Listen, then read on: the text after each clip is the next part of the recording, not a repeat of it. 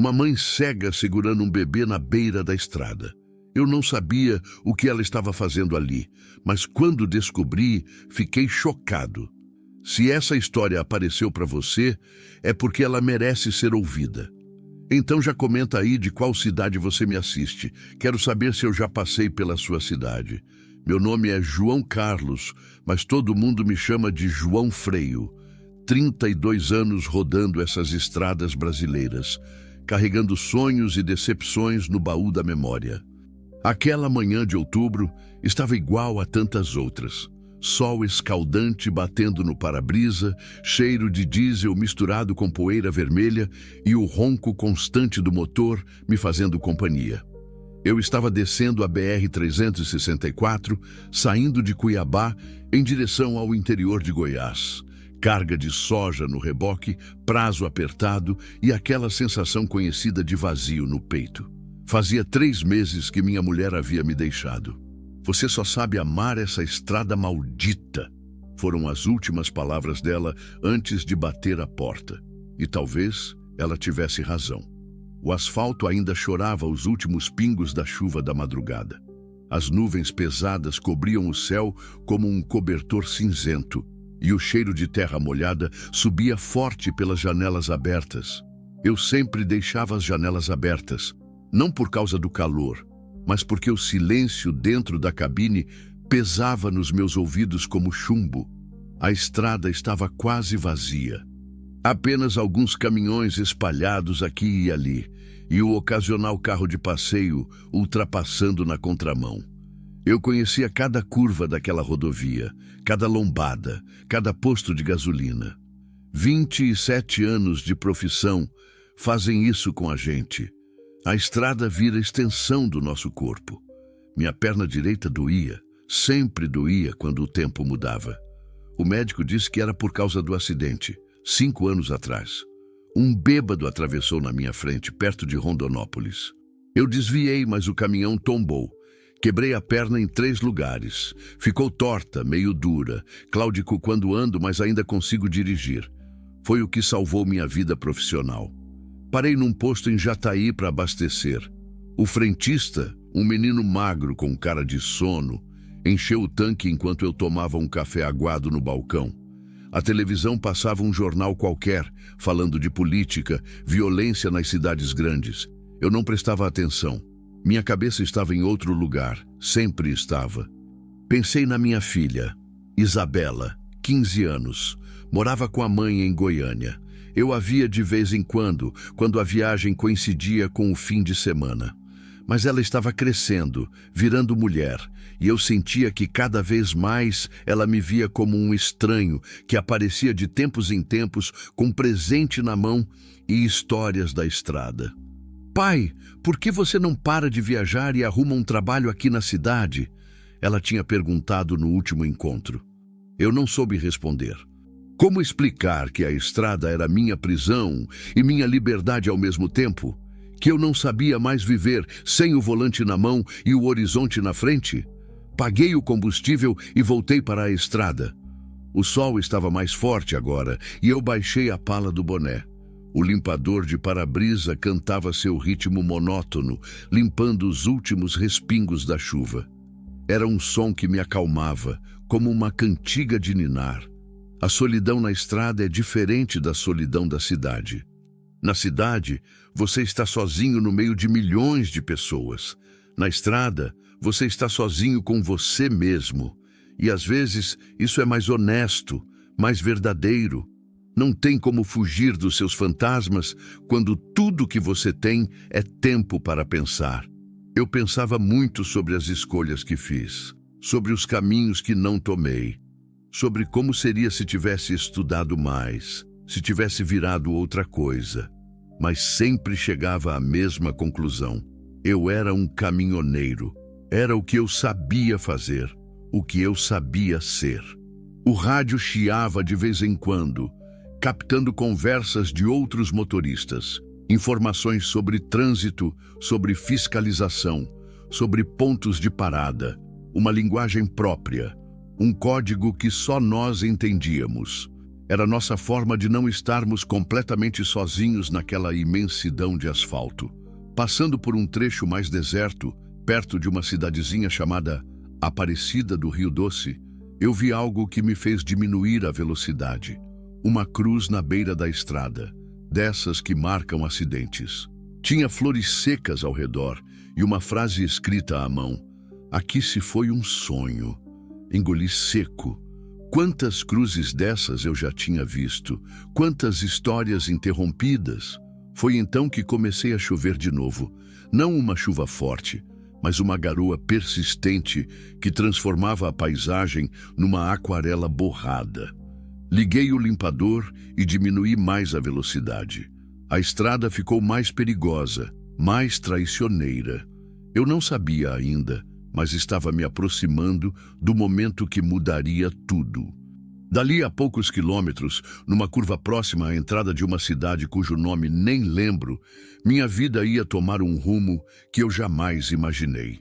Às vezes a gente pensa que conhece o próprio destino, mas o destino tem seus próprios planos. O motor ronronava firme, os pneus cortavam o asfalto molhado e eu seguia em frente, sem saber que estava prestes a encontrar alguém que me ensinaria a enxergar coisas que eu nunca tinha visto antes. Era só mais um dia na estrada. Ou pelo menos era isso que eu pensava. A chuva começou a cair mais forte quando eu passava pela entrada de Aparecida do Rio Doce. O céu tinha escurecido tanto que parecia fim de tarde, mesmo sendo ainda meio-dia. Liguei os faróis e diminuí mais a velocidade. A estrada estava ficando perigosa, com poças d'água se formando nos buracos do asfalto. Foi numa curva fechada, uns 15 quilômetros depois da cidade, que eu vi. No começo, pensei que fosse uma ilusão. Uma sombra na chuva, talvez um animal ferido, mas quando cheguei mais perto, meu coração quase parou. Era uma mulher. Caminhava descalça pelo acostamento, curvada como se carregasse o peso do mundo nas costas. Nos braços, um bebê. Na mão direita, uma bengala tosca feita com um galho de árvore. Ela era cega, fria e bruscamente. O caminhão derrapou um pouco na pista molhada e eu senti o coração disparar. Encostei no acostamento, uns 50 metros à frente dela, e desliguei o motor. O silêncio que se seguiu foi quebrado apenas pelo som da chuva, batendo na lataria, e pelos meus próprios batimentos cardíacos. Fiquei parado ali, com as mãos no volante, tentando processar o que estava vendo. Uma mulher cega, sozinha, com um bebê no colo, caminhando numa estrada deserta no meio de uma tempestade. Isso não era normal. Isso não era algo que acontecia todos os dias. Por um momento, pensei em seguir viagem. Já tinha problemas demais na minha vida. Já tinha responsabilidades que mal conseguia cumprir. Mas havia algo naquela imagem que me puxava como um imã. A forma como ela caminhava, tateando o chão com a bengala, protegendo o bebê da chuva com o próprio corpo. Era uma lição de coragem que eu nunca tinha visto antes. Desci do caminhão. A chuva me atingiu como chicotadas geladas. Em segundos, minha camisa estava encharcada. Comecei a caminhar na direção dela, claudicando pela perna machucada, sentindo a água fria entrando pelas frestas da bota. Ela parou quando ouviu meus passos. Virou o rosto na minha direção e foi aí que eu vi seus olhos. Estava usando óculos escuros, mas mesmo assim dava para perceber que havia algo diferente, algo que não focalizava. Mas o que mais me impressionou foi a expressão de pânico no rosto. Ela abraçou o bebê mais forte contra o peito e recuou um passo. "Não se aproxime", disse ela, e a voz saiu trêmula, assustada. Parei onde estava com a chuva escorrendo pelo meu rosto. "Calma, senhora, eu não vou fazer mal, só quero ajudar." Ela inclinou a cabeça como se estivesse tentando me identificar pelo som da voz. O bebê nos braços dela começou a chorar, um choro fraco, molhado, que partia o coração. "Quem é você?" perguntou ela. "Meu nome é João, sou caminhoneiro. Estava passando pela estrada quando vi a senhora aqui." Não é lugar para estar sozinha, ainda mais com essa chuva. Ela respirou fundo. Pude ver que estava tremendo, não só de frio, mas de medo. Eu me chamo Marina, disse ela após um momento. E eu não tenho para onde ir. Foi aí que eu percebi que não era só a chuva que a havia molhado. Ela estava chorando. Lágrimas silenciosas escorriam por baixo dos óculos escuros, misturando-se com a água da chuva. Havia algo naquele choro que me tocou num lugar que eu nem sabia que existia. De onde a senhora veio? Perguntei, tentando manter a voz calma. Ela apontou vagamente para trás, na direção de onde eu havia vindo. De uma fazenda, uns quilômetros atrás, eu tive que sair de lá. Teve que sair, como assim? Marina hesitou. Pude ver que estava lutando para decidir se confiava em mim ou não. O bebê continuava chorando e ela começou a balançá-lo suavemente, cantarolando uma melodia baixinha para acalmá-lo. Meu pai me expulsou de casa, disse ela finalmente. Disse que eu e o Pedrinho não servíamos nem para pedir esmola, que éramos só peso morto. Senti uma raiva subir pelo peito. Que tipo de homem expulsa a própria filha cega com um bebê no colo? Que tipo de coração tem uma pessoa dessas? E o pai da criança? Perguntei. Ela soltou uma risada amarga. Sumiu quando soube que eu estava grávida. Disse que não ia criar filho de cega. A chuva continuava caindo, encharcando nós dois. Eu sabia que não podíamos ficar ali muito tempo. Ela precisava de abrigo, de comida, de cuidados médicos. O bebê estava ficando cada vez mais pálido. Escuta, Marina, disse eu, me aproximando devagar. Eu tenho uma pequena propriedade rural, a umas 2 horas daqui. Não é luxo, mas tem um teto, tem comida quente. Se quiser, eu levo vocês para lá. Ela recuou novamente. Por que você faria isso? Você nem me conhece. Era uma pergunta justa. Por que eu faria isso? Eu mesmo não sabia a resposta. Talvez fosse porque eu reconhecia na voz dela o mesmo tipo de solidão que eu carregava. Talvez fosse porque eu tinha uma filha e não conseguia imaginar ela numa situação dessas. Ou talvez fosse apenas porque era a coisa certa a fazer. Porque todo mundo merece uma chance. Disse eu simplesmente. Marina ficou em silêncio por um longo momento. O bebê tinha parado de chorar e agora olhava para mim com aqueles olhos grandes e curiosos que só as crianças têm. Ele era um menino bonito, com cabelos escuros e bochechas rechonchudas. Não devia ter mais de 6 meses. Como eu sei que posso confiar em você? Perguntou ela. Você não sabe, respondi com honestidade. Mas olha ao seu redor. Você tem outras opções?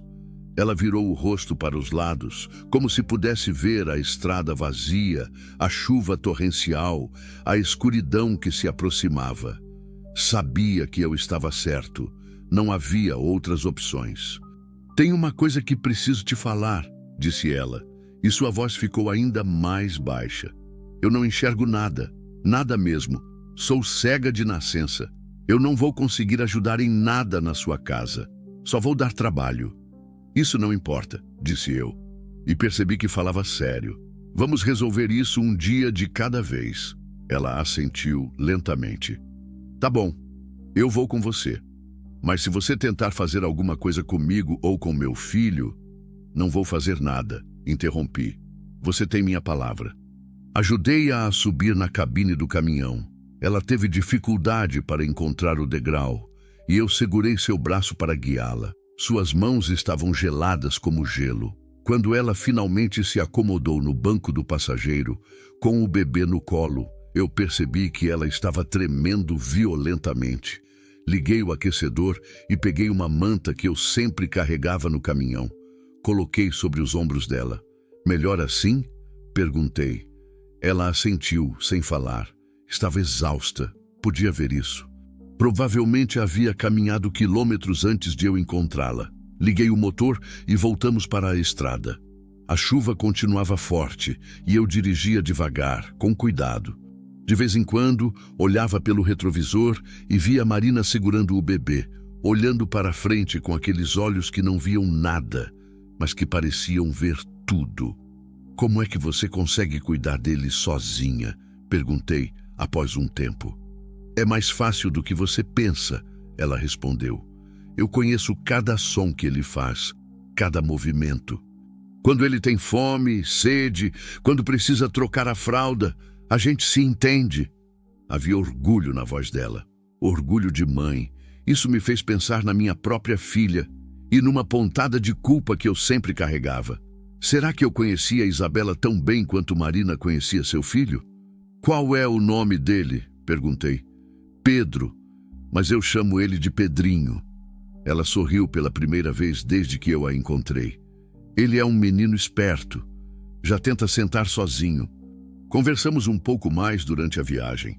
Marina me contou que morava com o pai numa fazenda pequena, que ajudava nos afazeres domésticos, que criava galinhas e tinha uma pequena horta, que tinha aprendido a fazer tudo pelo tato, pelo cheiro, pelos sons, que sua mãe havia morrido quando ela era pequena e que desde então era só ela e o pai. Ele sempre foi meio durão, disse ela, mas depois que eu engravidei, ele ficou pior. Dizia que eu tinha trazido vergonha para a família, que ninguém ia querer uma cega com filho. Ele estava errado, disse eu. Estava? Perguntou ela, e havia uma tristeza profunda na voz. Não soube o que responder, porque a verdade é que o mundo pode ser cruel com pessoas diferentes. Eu sabia disso na própria pele, mas também sabia que havia bondade no mundo, mesmo que às vezes ela fosse difícil de encontrar. Quando chegamos à minha propriedade, a chuva tinha diminuído para uma garoa fina.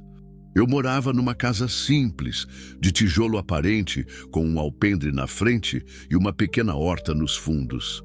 Não era muito, mas era meu. Ajudei Marina a descer do caminhão e a guiei até a porta da casa. Ela tateava o ar com a mão livre, tentando entender o ambiente. Quantos degraus tem? Perguntou. 3, respondi. Cuidado com o último, ele é mais alto. Ela subiu devagar, contando cada degrau. Dentro de casa, eu a levei até o sofá da sala e acendi algumas luzes. Ela se sentou e começou a amamentar o bebê, que tinha acordado e estava inquieto. Fiquei ali parado, meio sem saber o que fazer. Havia uma mulher cega amamentando um bebê na minha sala. Isso não era algo que eu tinha planejado para aquele dia, ou para qualquer dia. Você tem outros filhos? Perguntou ela. Tenho uma filha, Isabela. Ela tem 15 anos, mas mora com a mãe em Goiânia. Você é divorciado? Sou, faz 3 meses. Ela assentiu, como se entendesse. A Estrada é uma amante ciumenta, disse ela. Meu pai sempre dizia isso. Era verdade. A Estrada exigia tudo de um homem. Tempo, energia, presença. Não sobrava muito para as pessoas que ficavam em casa. Preparei um quarto para ela. Troquei os lençóis, coloquei toalhas limpas, organizei um cantinho para o bebê. Quando terminei, ela estava dormindo no sofá, com Pedrinho no colo. Ambos pareciam exaustos. Os observei por um momento. Havia algo profundamente tocante naquela cena. Uma mãe e seu filho, vulneráveis e confiantes, dormindo na casa de um estranho. Senti uma responsabilidade pesada se assentar nos meus ombros. Coloquei um cobertor sobre ela e fui para a cozinha preparar algo para comer. Enquanto mexia a panela, olhava pela janela para a estrada vazia. Algumas horas atrás, eu era apenas um caminhoneiro solitário voltando para casa. Agora, eu era responsável por 2 vidas. E a coisa mais estranha de todas, isso não me assustava. Pelo contrário, pela primeira vez em meses, eu me sentia útil. Eu me sentia necessário. Não sabia ainda, mas aquele era apenas o começo. Marina e Pedrinho tinham chegado para mudar não apenas meu dia, mas minha vida inteira. E eu nem imaginava o quanto ainda teríamos que enfrentar juntos. Acordei no dia seguinte com o som de choro de bebê. Por um momento, ainda meio sonolento, pensei que estava sonhando. Mas o choro continuou vindo da sala. Então me lembrei. Marina e Pedrinho. Levantei da cama e fui até lá. Marina estava sentada no sofá, tentando acalmar o filho, mas percebi que ela estava desorientada. Seus movimentos eram hesitantes, como de quem não sabe onde está. "Bom dia", disse eu baixinho para não assustá-la. Ela virou o rosto na minha direção. "João, desculpa se a gente te acordou. Ele está com fome, mas eu não sei onde tem água para esquentar a mamadeira." "Claro, vou esquentar para você." Peguei a mamadeira das mãos dela. "Vocês dormiram bem?" "Melhor do que em muito tempo", admitiu ela. "Fazia semanas que eu não dormia direito, sempre com medo de que meu pai..." Ela não terminou a frase, mas eu entendi. Viver com medo deve ser uma das piores formas de viver. Enquanto esquentava a mamadeira na cozinha, observei Marina através da porta. Ela havia se levantado e estava tateando ao redor do sofá, tentando entender o ambiente. Suas mãos percorriam os móveis devagar, criando um mapa mental da sala. "A mesa fica a 3 passos do sofá", disse eu da cozinha, "e tem uma poltrona do lado direito dela." "Obrigada", disse ela. "Você tem outros móveis aqui na sala?" "Uma estante encostada na parede atrás do sofá e uma televisão numa mesinha na frente dele." Voltei com a mamadeira morna. Marina já havia se sentado novamente e esticou os braços para receber o bebê de volta. Seus movimentos com Pedrinho eram seguros, precisos. Era impressionante como ela conseguia cuidar dele tão bem. "Posso te fazer uma pergunta?", disse eu, sentando na poltrona. "Claro.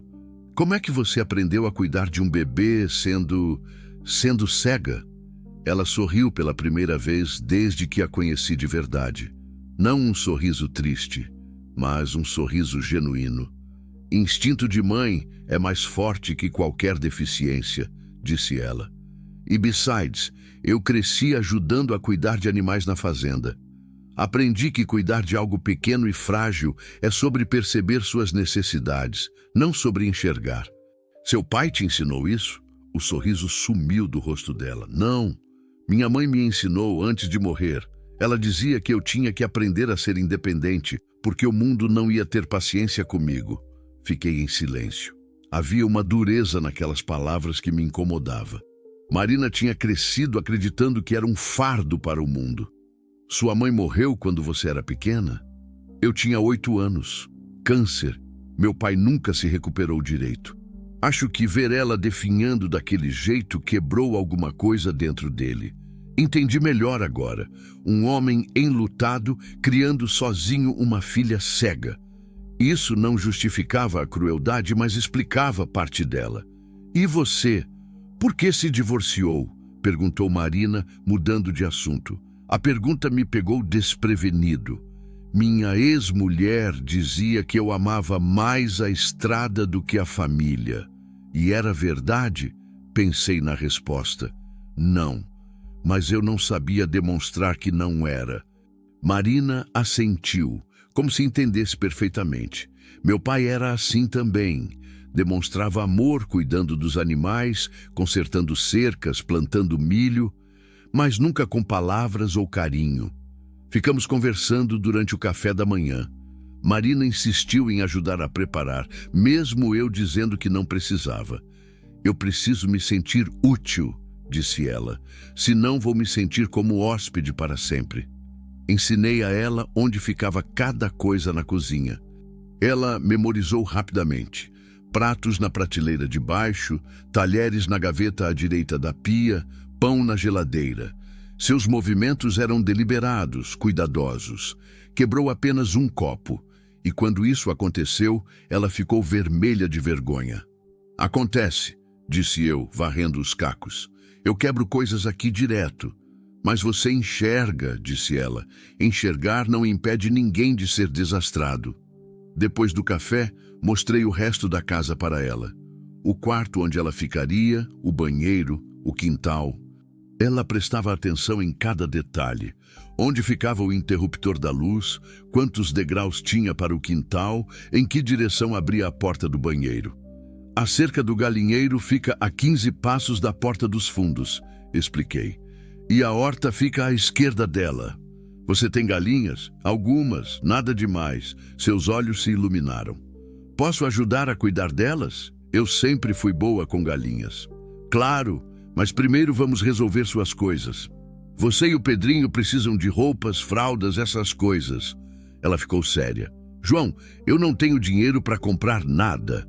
Não se preocupa com isso agora. Mas eu me preocupo. Eu não posso ficar dependendo de você para sempre. Uma coisa de cada vez, Marina. Fomos até a cidade naquela tarde. Deixei o caminhão estacionado e caminhamos até o centro. Marina segurava meu braço e eu a guiava pelos obstáculos. Era a primeira vez que ela saía de casa desde que Pedrinho nasceu e dava para perceber que estava nervosa. Tem muita gente olhando? Perguntou ela baixinho. Olhei ao redor. Algumas pessoas realmente estavam olhando. Uma mulher cega com um bebê no colo não era algo que se via todo dia numa cidade pequena. Algumas, admiti. Eu odeio ser olhada, disse ela. Me faz sentir como animal de circo. Você não é animal de circo. Você é uma mulher corajosa que está recomeçando a vida. E compramos algumas roupas básicas para ela e para o bebê, fraldas, leite em pó, alguns utensílios. Marina insistia em tocar cada peça de roupa antes de eu comprar, para ter certeza do tecido e do tamanho. A vendedora da loja ficou curiosa e fez algumas perguntas indiscretas, que Marina respondeu com paciência. Você sempre foi cega? Perguntou a mulher. Desde que nasci, respondeu Marina. Nossa, que difícil deve ser. Eu não conseguiria viver assim. Vi Marina se encolher um pouco. A gente se acostuma, disse ela simplesmente. Quando saímos da loja, ela estava mais quieta. Você tá bem? Perguntei. É sempre assim. As pessoas falam comigo como se eu fosse uma tragédia ambulante. Você não é tragédia nenhuma. Não? Parei de caminhar e me virei para ela. Marina, em um dia você me ensinou mais sobre coragem do que eu aprendi em 32 anos de vida. Como isso pode ser uma tragédia? Ela ficou em silêncio por um momento. Então sorriu, um sorriso pequeno, mas verdadeiro. Obrigada, disse ela. Eu precisava ouvir isso. Naquela noite, depois do jantar, sentamos no alpendre da casa. Marina amamentava Pedrinho enquanto eu fumava um cigarro. O céu estava limpo, cheio de estrelas, e havia uma brisa gostosa vinda do pasto. Como é? Perguntou ela de repente. Como é o quê? As estrelas. Eu sempre quis saber como é olhar para o céu estrelado. Tentei encontrar as palavras certas. É como olhar para infinitos pontinhos de luz perdidos na escuridão. Mas a escuridão não é assustadora, é acolhedora, como se fosse um cobertor preto com furinhos de luz. Deve ser bonito. É, mas tem outras coisas bonitas que você pode perceber. Como o quê? Escuta. Ficamos em silêncio. Aos poucos os sons da noite foram aparecendo. Grilos cantando, o mugido distante de uma vaca, o vento balançando as folhas da mangueira, o farfalhar de algum animal pequeno no mato. É uma sinfonia, disse ela sorrindo. Eu nunca tinha prestado atenção direito. Você enxerga coisas que eu não enxergo, disse eu. É só uma forma diferente de ver o mundo. Ela virou o rosto na minha direção. Por que você me ajudou, João? De verdade? Era uma pergunta que eu mesmo estava me fazendo desde o dia anterior. Não sei explicar direito. Quando te vi na estrada, foi como se eu reconhecesse algo em você. Reconhecesse o quê? A solidão, o sentimento de estar perdido, de não ter ninguém no mundo. Marina sentiu devagar. E agora, você ainda se sente perdido? Pensei na resposta. Menos, disse eu finalmente. Bem menos. Foi naquela noite que percebi que algo havia mudado em mim. Há meses, eu me sentia como um fantasma, vagando pela vida sem propósito real. Mas ter Marina e Pedrinho ali, ter alguém que dependia de mim, que confiava em mim, havia reacendido algo que eu pensava ter perdido para sempre. João, disse Marina quando estávamos nos preparando para dormir. Sim, Obrigada por tudo. Eu sei que não deve ser fácil ter duas pessoas estranhas na sua casa. Vocês não são estranhos, disse eu, e percebi que era verdade. Não mais. Naquela noite dormi melhor do que havia dormido em meses. Pela primeira vez desde o divórcio, eu não sentia aquele vazio no peito. Não me sentia sozinho. E quando acordei no meio da madrugada com o som de Marina cantarolando baixinho para acalmar Pedrinho, senti algo que não sentia há muito tempo. Eu me sentia em casa, mas o que eu não sabia é que nossa tranquilidade temporária logo seria testada, porque a vida tem uma forma cruel de nos desafiar, justamente quando começamos a acreditar que as coisas podem dar certo. E o que viria nos próximos dias testaria não apenas nossa recém-formada confiança, mas nossa própria sobrevivência. 3 dias depois, nossa paz foi despedaçada. Era uma manhã de quinta-feira, quando tudo começou a desmoronar. Eu estava consertando a cerca dos fundos, enquanto Marina cuidava das galinhas. Ela havia se adaptado rapidamente à rotina da casa e já conhecia cada canto do quintal. Era impressionante vê-la se mover com tanta segurança, coletando ovos, espalhando milho, conversando baixinho com as aves como se fossem velhas amigas.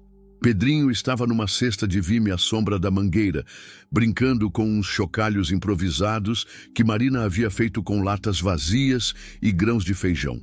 O menino estava mais esperto a cada dia, sorrindo quando ouvia nossa voz, tentando pegar as coisas com as mãozinhas gordinhas. Foi quando ouvi o barulho do motor. Era um som que eu não conhecia. Não era carro, não era caminhão. Era uma moto, e pela potência do motor, uma moto grande.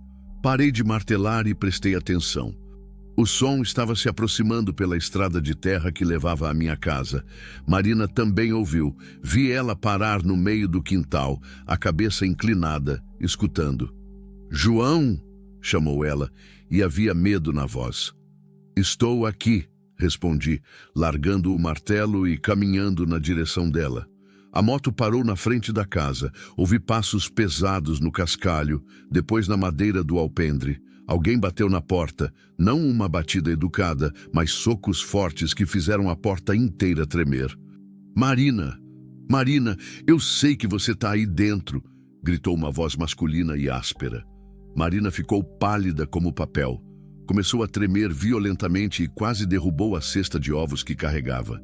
"É ele", sussurrou. "É meu pai." Meu sangue gelou. O homem que havia expulsado a própria filha cega com um bebê no colo tinha vindo atrás dela. E pela forma como Marina estava reagindo, isso não era uma visita de reconciliação.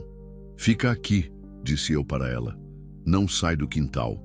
Caminhei até a frente da casa. Através da tela da porta, vi um homem alto e magro, com barba por fazer e roupas sujas. Seus olhos estavam vermelhos, e mesmo à distância dava para sentir o cheiro de cachaça. Ele estava bêbado, provavelmente desde a noite anterior. "Onde ela está?" perguntou ele quando me viu. "Cadê minha filha?" "Bom dia", disse eu, tentando manter a voz calma. "Posso ajudar o senhor em alguma coisa?" "Não se faça de bobo comigo, rapaz. Eu sei que ela está aqui. A mulher da mercearia disse que viu vocês comprando coisas ontem.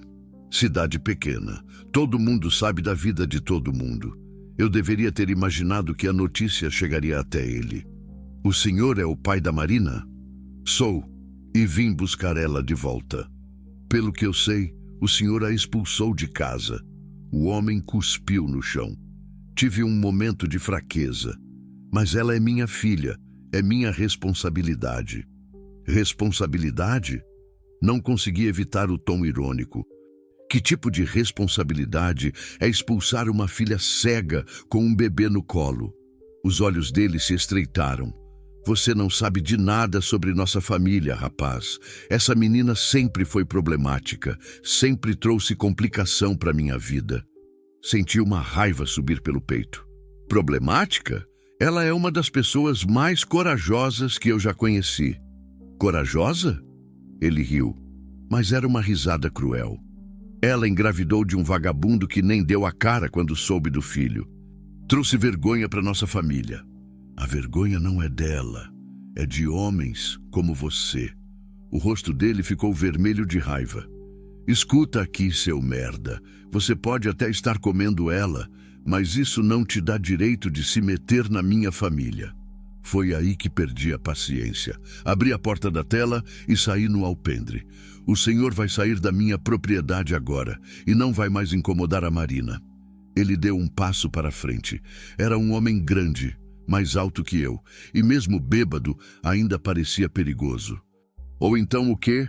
Ou então eu vou ter que te fazer sair. Ele me olhou de cima a baixo, reparando na minha perna claudicante. Você, um aleijado, vai me fazer sair? Essa palavra, aleijado, me atingiu como um soco no estômago. Era assim que ele via Marina também? Como alguém quebrado, defeituoso? Marina! Gritou ele, tentando passar por mim. Sai daí de dentro agora! Você tem 5 minutos para pegar suas coisas e vir embora comigo. Foi então que ouvi a voz dela, vinda dos fundos da casa. Eu não vou, pai. O homem parou. Como é que é? Marina apareceu na porta dos fundos, carregando Pedrinho no colo. Estava tremendo, mas havia determinação na voz. Eu disse que não vou mais voltar para sua casa. Você vai sim. Você é minha filha, é menor de idade. Eu tenho 22 anos, pai. Não sou menor de idade. Você é cega. Não pode cuidar de si mesma. Posso sim. E estou cuidando. O pai dela caminhou na direção dos fundos e eu o segui. Quando ele viu Marina ali, segurando o neto nos braços, algo mudou no rosto dele. Por um momento, pensei que ele fosse amolecer, que fosse pedir desculpas. Mas não foi isso que aconteceu. Olha o que você virou, disse ele. E a voz estava cheia de desprezo. Uma vagabunda que se vende por um teto e comida. Marina recuou como se tivesse levado um tapa. Não é assim, pai. Não é? Então me explica o que você está fazendo na casa de um homem estranho. João me ajudou quando o senhor me expulsou de casa. Ajudou? Ele riu novamente. Homem não ajuda mulher de graça, Marina. Principalmente cega. Você sabe muito bem o que ele quer em troca. Senti vontade de partir para cima dele, mas me controlei. Violência não resolveria nada. O senhor está enganado, disse eu.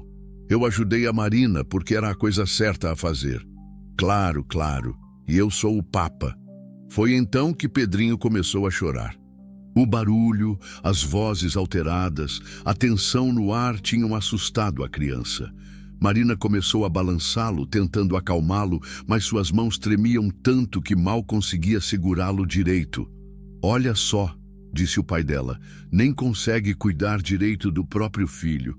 Como é que você pensa que vai sobreviver sozinha? Ela não está sozinha, disse eu. O homem me encarou.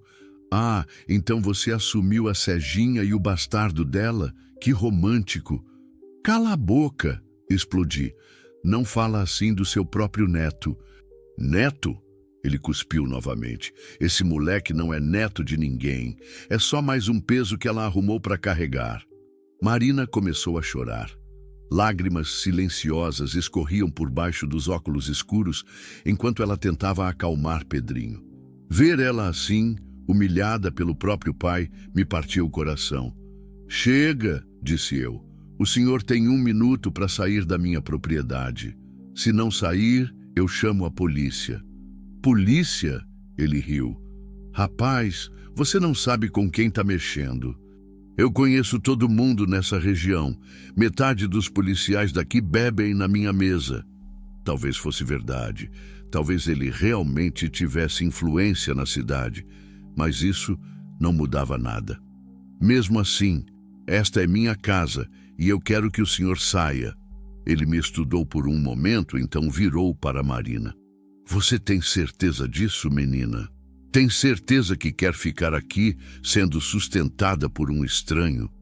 Tenho, disse ela, e sua voz estava mais firme agora. Tá bom, mas quando ele se cansar de você, e ele vai se cansar, não venha me procurar, não venha chorar na minha porta pedindo perdão. Não vou, disse Marina. porque da próxima vez que você aparecer lá em casa, eu não vou nem abrir a porta. Você vai estar morta para mim, entendeu? Morta. O silêncio que se seguiu foi terrível. Mesmo eu, que não conhecia Marina há muito tempo, senti o peso daquelas palavras. Era um pai renegando a própria filha. Era o último laço de família sendo cortado para sempre. Marina assentiu devagar. Entendi. O homem olhou para ela por mais um momento, depois para mim, depois para o neto nos braços dela. Então se virou e caminhou de volta para a moto. Você vai se arrepender, gritou ele antes de ligar o motor. Os dois vão se arrepender. A moto arrancou num grito de pneus e poeira, e o barulho foi diminuindo até desaparecer completamente. Ficamos ali parados, Marina, eu e Pedrinho, no meio do quintal, tentando processar o que havia acabado de acontecer. Marina desmoronou. Ela se sentou ali mesmo no chão, ainda segurando o bebê, e começou a soluçar. Não eram lágrimas silenciosas como antes. Era um choro profundo, desesperado, que vinha das profundezas da alma. Sentei no chão ao lado dela e a abracei. Ela se encostou em mim, tremendo como uma folha no vento. Ele tinha razão, disse ela entre soluços. Eu sou só um peso. Eu não deveria ter vindo para sua casa. Eu só trouxe problemas para você. Não, disse eu, segurando o rosto dela entre as mãos. Não, Marina. Ele estava errado, completamente errado. Mas e se ele voltar? E se ele trouxer outras pessoas? E se ele fizer mal a você por minha causa? Eram medos legítimos. Homens como o pai dela não desistiam fácil, principalmente quando se sentiam desrespeitados. E ele havia deixado claro que conhecia gente influente na região. Vamos lidar com isso se acontecer, disse eu. Mas não vamos deixar o medo decidir nossas vidas. Marina chorou por mais alguns minutos, até Pedrinho parar de chorar e começar a fazer aqueles barulhinhos que bebês fazem quando querem atenção. Ela se recompôs um pouco, limpou o rosto e começou a amamentá-lo. João? Disse ela depois de um tempo. Sim? Obrigada. Por me defender. Fazia muito tempo que ninguém me defendia. Você não precisa agradecer. Era minha obrigação. Era? Era. Porque... Hesitei, procurando as palavras certas. Porque você não é só alguém que eu estou ajudando. Você é... Parei novamente. Sou o quê? Você é importante para mim. Vocês dois são importantes para mim. Ela virou o rosto na minha direção e, mesmo não conseguindo ver meus olhos, era como se estivesse olhando diretamente na minha alma. Você também é importante para mim, disse ela baixinho. Foi nesse momento que percebi que não éramos mais apenas duas pessoas solitárias que tinham se encontrado por acaso na estrada. Éramos uma família estranha, improvisada, nascida da necessidade e do desespero, mas uma família mesmo assim. E como toda família, teríamos que lutar para proteger uns aos outros. Mas o que eu não sabia ainda é que a visita do pai de Marina era apenas o começo. Havia outras tempestades se formando no horizonte, e algumas delas seriam piores do que qualquer coisa que já tínhamos enfrentado. Naquela noite, não consegui dormir. Ficei deitado na cama, escutando os sons da casa. Marina cantarolando baixinho para Pedrinho no quarto ao lado, o vento balançando as árvores lá fora, o rangido familiar da madeira velha. E também escutei outros sons. Sounds que talvez fossem apenas minha imaginação trabalhando, mas que me mantiveram alerta a noite toda. O rumor de motores distantes na estrada, passos no cascalho, sombras se movendo entre as árvores. Porque homens como o pai de Marina não desistem fácil. E eu tinha a sensação de que o pior ainda estava por vir. Não consegui dormir naquela noite. Cada ruído me fazia sobressaltar. O vento balançando os galhos da mangueira, um gato passando no telhado, o rangido natural da madeira da casa. Minha cabeça criava fantasmas em cada sombra, transformava cada som em ameaça. Por volta das 2 da madrugada, ouvi passos suaves no corredor. Marina estava caminhando pela casa, provavelmente tentando acalmar Pedrinho. Levantei da cama e fui até a sala. Ela estava sentada no sofá, amamentando o bebê no escuro. Quando me ouviu chegar, virou o rosto na minha direção. "Não consegue dormir também?" perguntou ela baixinho. "Não", admiti. "Você tá bem?" "Mais ou menos", ela suspirou. "Pedrinho tá inquieto. Acho que ele sentiu a tensão de hoje." Sentei na poltrona, observando-a no escuro. Mesmo sem conseguir ver seu rosto direito, dava para perceber que ela estava abalada. O encontro com o pai tinha mexido com ela mais do que queria admitir. "Marina", disse eu, "você quer conversar sobre o que aconteceu hoje?" Ela ficou em silêncio por um momento. "Não sei o que tem para conversar. Meu pai deixou bem claro o que pensa de mim. Ele estava bêbado. Pessoas bêbadas falam muita besteira. Ele fala as mesmas coisas quando está sóbrio", disse ela amargamente. "A bebida só faz ele ser mais honesto. Isso não torna as palavras dele verdadeiras. Não torna." Ela virou o rosto na minha direção. "João, você me conhece há menos de uma semana. Como você pode ter tanta certeza?" A pergunta me pegou desprevenido. Era verdade. Eu conhecia a Marina há poucos dias, mas às vezes a gente reconhece uma pessoa boa logo de cara, sem precisar de tempo.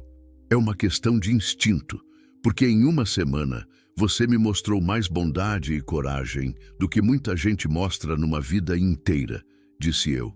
"Bondade? Coragem?" Ela soltou uma risada sem humor.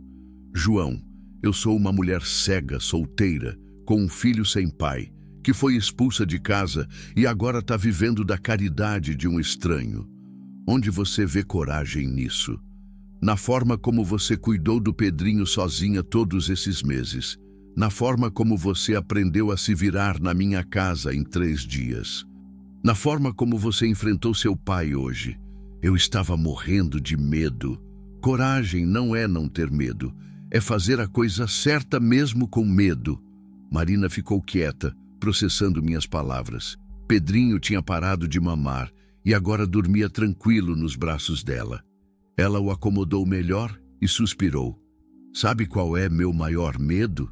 disse ela finalmente. "Qual? Que você se canse de mim.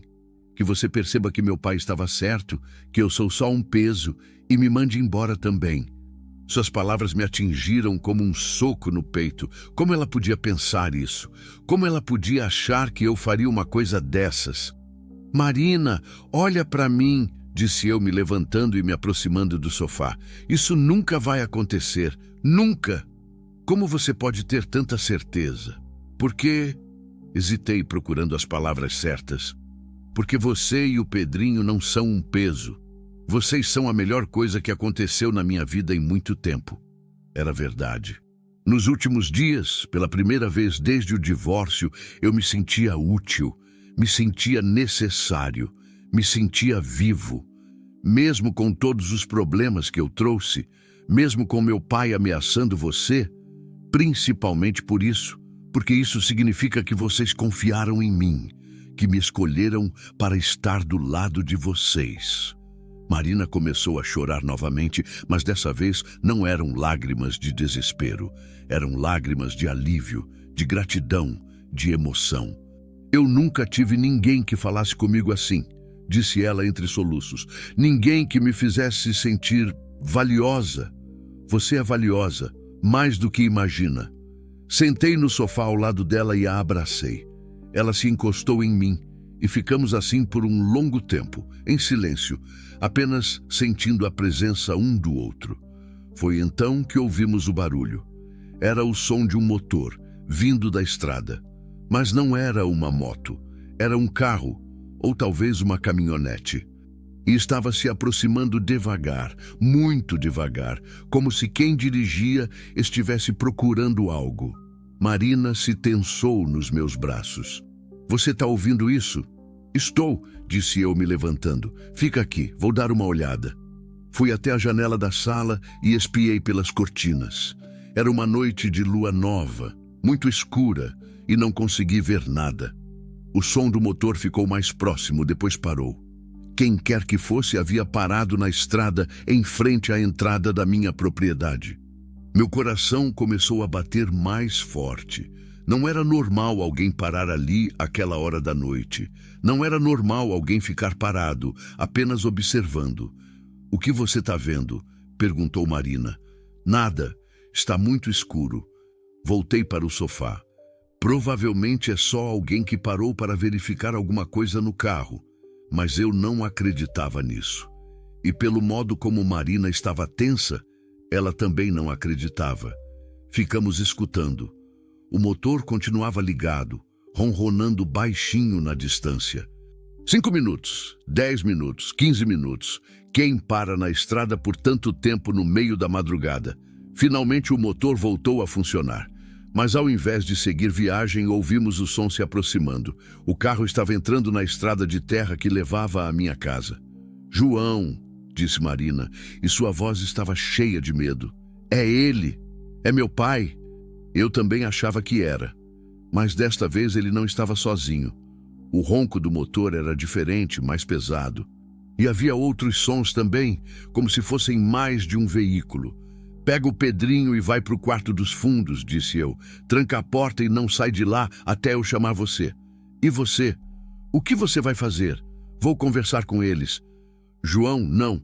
Se eles vieram até aqui no meio da noite, não é para conversar." Ela estava certa. Ninguém faz visita social às 3 da manhã. Mas o que mais eu podia fazer? Chamar a polícia? O próprio pai de Marina havia dito que conhecia metade dos policiais da região. "Marina, vai para o quarto, por favor." Ela pegou Pedrinho no colo e se levantou, mas antes de sair da sala, veio até mim e tocou meu rosto com a mão livre. "Tem cuidado", disse ela. "Eu não posso te perder também." Essas palavras ficaram ecoando na minha cabeça enquanto eu a via desaparecer pelo corredor. "Eu não posso te perder também." Também? Quantas pessoas ela já tinha perdido na vida? Os faróis apareceram na curva da estrada de terra. Eram 2 veículos, uma caminhonete e um carro menor.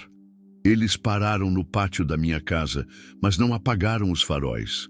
Deixaram tudo aceso, apontado para a janela da sala, me cegando. Ouvi portas batendo, passos no cascalho, vozes baixas conversando. Não conseguia entender o que diziam, mas eram pelo menos 3 homens diferentes. Alguém bateu na porta, não bater, socar, como o pai de Marina havia feito pela manhã, só que mais forte. "Abre essa porta", gritou uma voz que eu reconheci. Era ele mesmo. "Abre agora ou a gente vai derrubar." Respirei fundo. Não havia escolha. Acendi a luz da sala e fui até a porta, mas não a abri. "O que vocês querem?" "Queremos a Marina. Sabemos que ela está aí dentro. Ela não quer ir com vocês." "Não importa o que ela quer. Ela é nossa família e a gente veio buscar ela." "Nossa família? Que família era essa que expulsava uma filha cega de casa?" "Escuta aqui, rapaz", disse outra voz, mais grossa, que eu não reconheci. "Abre essa porta e entrega a mulher. Não queremos confusão contigo. E se eu não quiser entregar?" Houve risadas, risadas cruéis, que me fizeram o sangue gelar.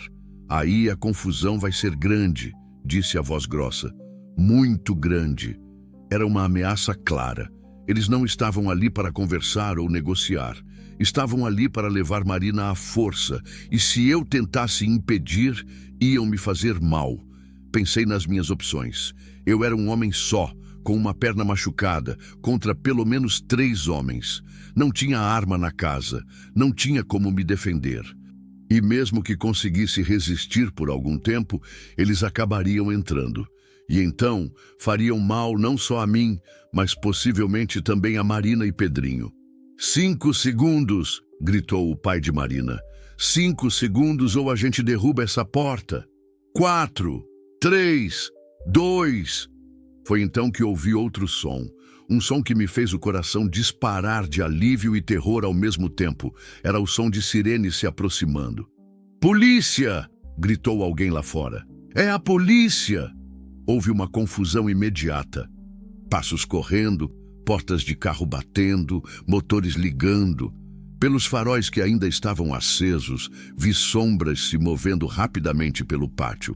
Da próxima vez você não vai ter tanta sorte, gritou o pai de Marina antes de entrar na caminhonete. Os dois veículos saíram do pátio em disparada, levantando uma nuvem de poeira. Suas luzes desapareceram na estrada de terra e o som dos motores foi diminuindo até sumir completamente. Mas as sirenes continuavam se aproximando. 2 carros da polícia entraram no meu pátio poucos minutos depois.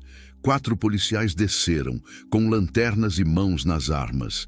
Abri a porta e saí no alpendre, com as mãos levantadas. "O senhor que ligou?" perguntou um dos policiais, um homem baixo e gordo que parecia ser o comandante. "Não", respondi confuso. "Eu nem tive tempo de ligar." O policial franziu a testa. "Mas alguém ligou. Disse que havia homens armados ameaçando uma família aqui nesse endereço." "Armados?" Eu não tinha visto armas, mas isso não significava que eles não tivessem. E quem teria ligado para a polícia? "Os homens fugiram quando vocês chegaram", expliquei. "Eram 3, numa caminhonete e num carro." "Você conhece eles?" Hesitei. Se eu contasse a verdade, estaria envolvendo Marina numa confusão legal. Mas se eu mentisse, estaria desperdiçando a chance de resolver o problema de uma vez por todas. "Um deles era o pai de uma mulher que está morando aqui comigo", disse finalmente. "Ele veio buscar a filha à força." "À força como?" "Ameaçando derrubar minha porta se eu não entregasse ela." O policial anotou algumas coisas num bloquinho. "E onde está essa mulher agora?"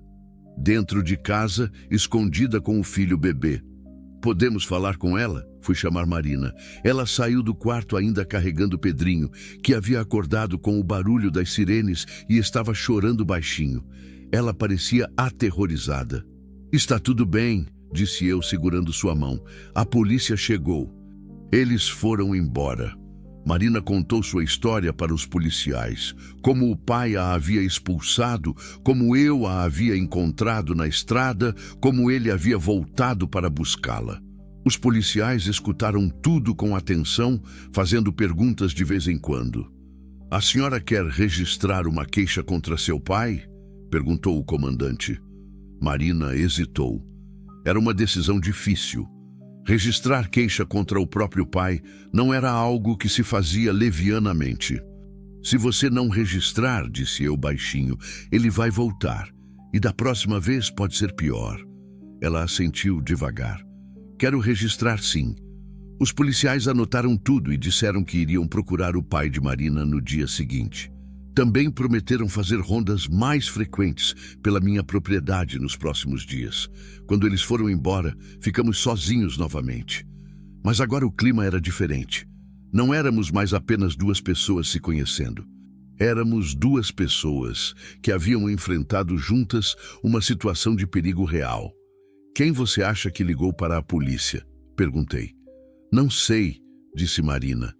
"Mas quem quer que tenha sido, salvou nossa vida." Descobriríamos no dia seguinte que havia sido Dona Conceição, minha vizinha mais próxima, que morava a quase 1 quilômetro de distância. Ela havia acordado com o barulho dos carros e visto as luzes estranhas na direção da minha casa. Desconfiou que algo estava errado e ligou para a polícia. "Família ajuda família", ela me disse quando fui agradecer. "E vocês já são família aqui na região." Família. Essa palavra estava aparecendo muito na minha vida ultimamente. E pela primeira vez em muitos anos, ela não me assustava. Naquela madrugada, Marina dormiu no meu quarto. Não por romance ou paixão, mas por segurança e companheirismo. Cada um numa ponta da cama, com Pedrinho entre nós. Era a configuração mais estranha de família que eu já tinha visto. Mas era nossa família. E por mais assustador que tivesse sido aquele episódio, ele havia nos mostrado uma coisa importante. Nós 3 éramos mais fortes juntos do que separados. Éramos uma equipe. Éramos uma unidade. E se alguém quisesse fazer mal a qualquer um de nós, teria que enfrentar todos nós. Mas o que eu não imaginava é que nosso maior teste ainda estava por vir, porque às vezes o perigo não vem de fora. Às vezes ele vem de dentro, dos nossos próprios medos e inseguranças, e isso pode ser mais destruidor do que qualquer ameaça externa. As 2 semanas que se seguiram foram as mais estranhas da minha vida. Por um lado, a polícia cumpriu sua promessa e fez rondas frequentes. O pai de Marina foi processado por ameaça e perturbação da ordem pública e teve que pagar fiança. Aparentemente, isso o acalmou, porque não tivemos mais notícias dele. Por outro lado, algo havia mudado entre mim e Marina depois daquela noite. Não conseguíamos mais fingir que éramos apenas 2 pessoas que se ajudavam mutuamente. Havia algo mais ali, algo que nenhum de nós tinha coragem de nomear. Marina havia voltado a dormir no quarto dela, mas às vezes eu a ouvia caminhando pela casa durante a madrugada. E eu também caminhava. Era como se ambos estivéssemos fugindo de algo que estava crescendo entre nós, mas sem saber como lidar com isso. A rotina da casa havia se estabelecido naturalmente. Marina cuidava das galinhas e da pequena horta com uma competência que me impressionava todos os dias. Ela havia aprendido a localização de cada planta, de cada árvore frutífera, de cada ferramenta no galpão. Pedrinho crescia robusto e saudável, e já tentava engatinhar pela casa, explorando cada canto com a curiosidade típica das crianças. Foi numa terça-feira de manhã que tudo começou a desmoronar. Eu havia saído para a cidade buscar uns materiais de construção. Marina ficou em casa com Pedrinho, como sempre. Quando voltei, por volta do meio-dia, encontrei a casa em silêncio total. Não era o silêncio normal, era um silêncio pesado, carregado de tensão. Marina, chamei da porta da frente. Pedrinho! Nenhuma resposta. Entrei na casa com o coração acelerando. Será que o pai dela havia voltado? Será que havia acontecido alguma coisa? Encontrei Marina sentada no chão da cozinha, com Pedrinho no colo. Ela estava chorando em silêncio, e havia uma carta aberta no chão ao lado dela. O que aconteceu? Perguntei, me agachando ao lado dela. Ela me entregou a carta sem falar. Era da assistência social da cidade. Alguém havia feito uma denúncia anônima, dizendo que uma mulher cega estava vivendo em condições inadequadas com uma criança, e que o bebê poderia estar em risco. Eles viriam fazer uma visita domiciliar na sexta-feira.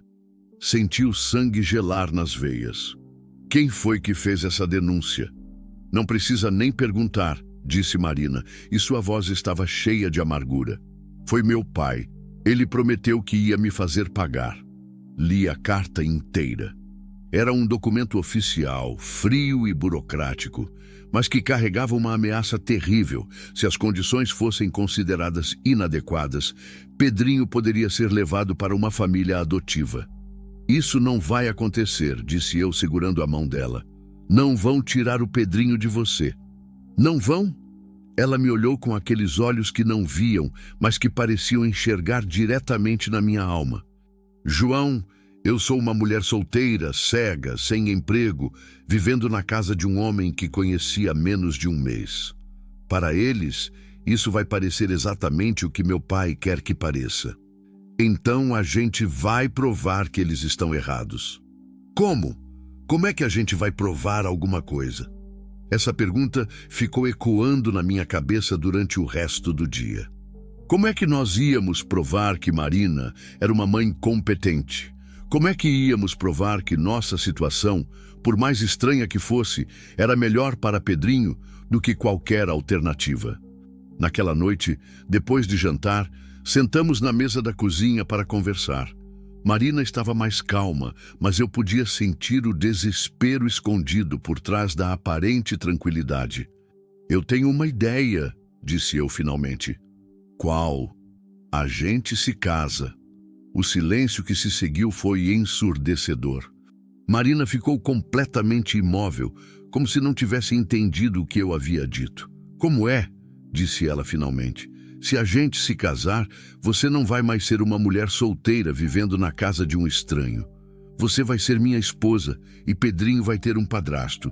Isso muda tudo aos olhos da assistência social. Marina passou a mão pelos cabelos, processando a ideia. João, casamento não é algo que se faz por conveniência. Não seria só por conveniência. Não seria. Era minha vez de ficar em silêncio. Porque a verdade é que eu não sabia bem o que sentia por Marina. Sabia que me importava com ela. Sabia que queria protegê-la. Sabia que a presença dela e do Pedrinho havia dado um novo sentido à minha vida. Mas amor era uma palavra muito grande, muito assustadora. Eu me importo com você, disse eu finalmente. Muito. E sei que você se importa comigo também. Me importar não é a mesma coisa que amar. Não. Mas pode ser o começo de alguma coisa. Marina ficou quieta por um longo tempo. Podia ver que estava lutando com a ideia, pesando os prós e contras. E se não der certo? Perguntou ela. E se a gente se casar e depois descobrir que foi um erro? E se der certo? E se descobrirmos que foi a melhor decisão que já fizemos? Ela suspirou profundamente. João, você tem certeza disso? Você tem certeza de que quer se casar comigo? Com uma cega que tem um filho de outro homem? Marina, olha para mim, disse eu, me levantando e indo até o lado dela. Sua cegueira não me incomoda. Nunca me incomodou. E o Pedrinho, eu já amo esse menino como se fosse meu filho. Era verdade. Nas últimas semanas, eu havia desenvolvido um carinho genuíno pelo bebê. Gostava de vê-lo sorrir quando me ouvia chegar. Gostava de segurá-lo no colo enquanto Marina preparava a comida. Gostava de vê-lo dormindo tranquilo, no berço improvisado. Mas e o amor? Insistiu Marina. Você não acha que eu mereço ser amada de verdade? A pergunta me atingiu como um soco no estômago. Claro que ela merecia ser amada. Merecia ser amada mais do que qualquer pessoa que eu já havia conhecido. Mas eu conseguiria amá-la. Eu conseguiria abrir meu coração depois de todo o sofrimento do divórcio. Você merece tudo de bom que existe no mundo, disse eu. E talvez a gente possa aprender a se amar. Talvez o amor não seja sempre uma coisa que acontece de repente. Talvez, às vezes, ele cresça aos poucos como uma planta. Marina sorriu pela primeira vez naquele dia. Você está me comparando com uma planta. Estou comparando nosso relacionamento com uma planta, que pode crescer e florescer se a gente cuidar bem dela. Ela ficou pensativa novamente. E sua filha? O que a Isabela vai achar disso tudo? Essa era uma boa pergunta. Eu não tinha falado com Isabela sobre Marina e Pedrinho ainda. Não sabia como ela reagiria ao saber que o pai havia encontrado uma nova família. Vou conversar com ela, disse eu. Vou explicar a situação. E se ela não aceitar? Ela vai aceitar. Ela é uma menina boa. Mas mesmo enquanto dizia isso, eu não estava muito convencido. Isabela estava numa idade difícil, ainda processando o divórcio dos pais. A ideia de que o pai havia encontrado outra mulher e estava criando outro bebê poderia machucá-la profundamente.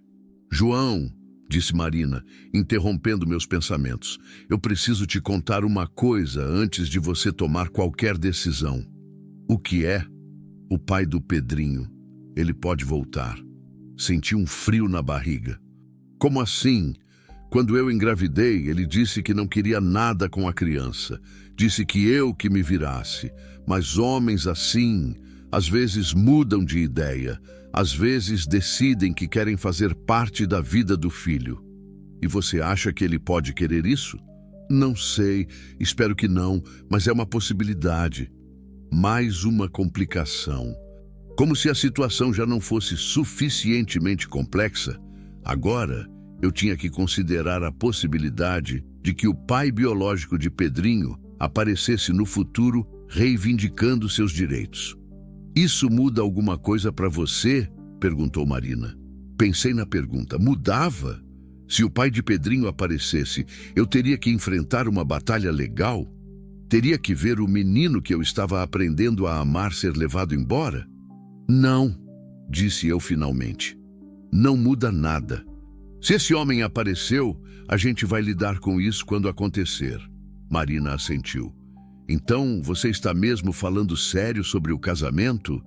Estou. Por quanto tempo? Como assim? Seria um casamento temporário, só até a assistência social parar de me incomodar? A pergunta me fez pensar. Seria temporário? Eu estava propondo um casamento por conveniência ou estava propondo algo real, duradouro? Não sei, admiti honestamente. Não sei como as coisas vão ser daqui a 1 ano ou 5 anos. Mas sei que agora, hoje, eu quero que você e o Pedrinho fiquem na minha vida. E se casar for a forma de garantir isso, então é isso que eu quero fazer. Marina ficou em silêncio por mais alguns minutos. Podia sentir o peso da decisão sobre os ombros dela. Não era só sobre ela, era sobre o futuro do filho. Tá bom, disse ela finalmente. Vamos nos casar. Tem certeza? Não. Ela riu nervosamente. Não tenho certeza de nada. Mas você tem razão. É melhor tentar alguma coisa do que não fazer nada. Nos 3 dias seguintes, corremos atrás de toda a documentação necessária: certidão de nascimento, atestado de residência, exame médico. Marina precisou ir ao cartório onde foi registrada para pegar alguns documentos. E foi a primeira vez que ela voltou à cidade onde havia nascido desde que fugiu de casa. A ida ao cartório foi tensa. Marina estava nervosa, com medo de encontrar alguém conhecido, alguém que pudesse fazer perguntas, ou pior ainda, contar para o pai dela onde estávamos. Mas conseguimos pegar tudo o que precisávamos sem maiores problemas. O casamento foi marcado para quinta-feira, um dia antes da visita da assistência social. Seria uma cerimônia simples, só nós dois e as testemunhas obrigatórias. Nada de festa, nada de comemoração. Era um casamento de conveniência, afinal. Ou pelo menos era isso que tentávamos nos convencer. Na quarta-feira à noite, véspera do casamento, eu estava sentado no alpendre fumando um cigarro quando Marina saiu de casa. Ela havia colocado Pedrinho para dormir e agora vinha se sentar comigo. Nervoso? Perguntou ela. Um pouco. E você? Aterrorizada. Rimos juntos, mas era uma risada tensa. Estávamos prestes a dar um passo que mudaria nossas vidas para sempre, e nenhum de nós sabia direito o que esperar. João, disse ela depois de um tempo, eu quero que você saiba que mesmo que isso não dê certo entre a gente, eu sempre vou ser grata pelo que você fez por mim e pelo Pedrinho. Vai dar certo, disse eu, mas não estava convencido. Como você pode ter tanta certeza? Porque nós dois somos pessoas boas, que querem fazer a coisa certa.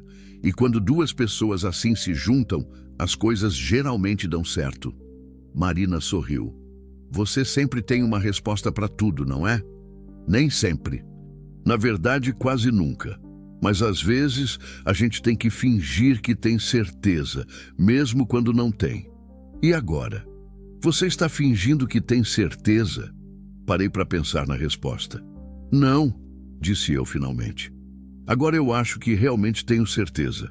Não sei como vai ser nosso casamento, mas sei que quero tentar. Marina virou o rosto na minha direção. Posso te fazer uma pergunta? Claro. Você consegue me achar bonita? Mesmo sendo cega, mesmo tendo todas essas limitações? A pergunta me pegou desprevenido. Era a primeira vez que ela falava sobre sua aparência, a primeira vez que demonstrava insegurança sobre isso. Marina, disse eu me virando para olhá-la de frente, você é uma das mulheres mais bonitas que eu já conheci. E não é só por fora, é por dentro também. É pela forma como você cuida do Pedrinho, pela forma como você enfrenta as dificuldades, pela forma como você sorri mesmo quando está triste. Mesmo com estes óculos escuros que eu uso o tempo todo, principalmente com estes óculos escuros. Ela riu, e desta vez foi uma risada genuína, alegre. Você está mentindo para me fazer sentir melhor. Não estou mentindo. Posso provar. Como? Levantei da cadeira e fui até ela. Ajoelhei na frente dela e segurei seu rosto entre as mãos. Retirei devagar os óculos escuros que ela sempre usava. Seus olhos eram diferentes do que eu esperava. Não eram completamente brancos ou cinzentos como eu havia imaginado. Eram azuis, mas um azul opaco, sem brilho. Mas eram bonitos mesmo assim. Eram os olhos de alguém que havia aprendido a ver o mundo de outras formas. Você tem olhos lindos, disse eu. Você não precisa mentir para mim. Não estou mentindo. E então, sem pensar muito no que estava fazendo, eu a beijei. Foi um beijo suave, cuidadoso, quase hesitante. Era nosso primeiro beijo e ambos estávamos nervosos. Mas havia algo mágico naquele momento, algo que transformou aquele beijo de conveniência em algo real. Quando nos separamos, Marina estava com as bochechas vermelhas. João, desculpa, disse eu, achando que havia cometido um erro. Eu não deveria ter... Não, ela interrompeu. Não se desculpe, eu gostei. Gostou? Gostei. Fazia muito tempo que ninguém me beijava. E eu? Como foi? Ela sorriu. Você beija bem para um caminhoneiro. Ei, protestei, fingindo estar ofendido. Estou brincando, ela riu. Você beija muito bem. Ficamos ali sentados, sem falar nada, apenas curtindo o momento. Era estranho pensar que em menos de 24 horas estaríamos casados. Era estranho pensar que nossa relação havia começado numa estrada enlameada e agora estava se transformando em algo que nem eu nem ela esperávamos. Marina, disse eu finalmente. Sim, eu acho que estou começando a me apaixonar por você. Ela ficou em silêncio por um momento. Eu também, disse ela finalmente. Eu também acho que estou me apaixonando por você. E foi assim, na véspera do nosso casamento de conveniência, que descobrimos que talvez não fosse só conveniência afinal. Talvez fosse algo muito mais profundo e assustador do que qualquer um de nós havia imaginado. Mas como tudo na nossa história, nossa descoberta do amor não viria sem desafios. Porque no dia seguinte, além de nos casarmos, teríamos que enfrentar a assistência social.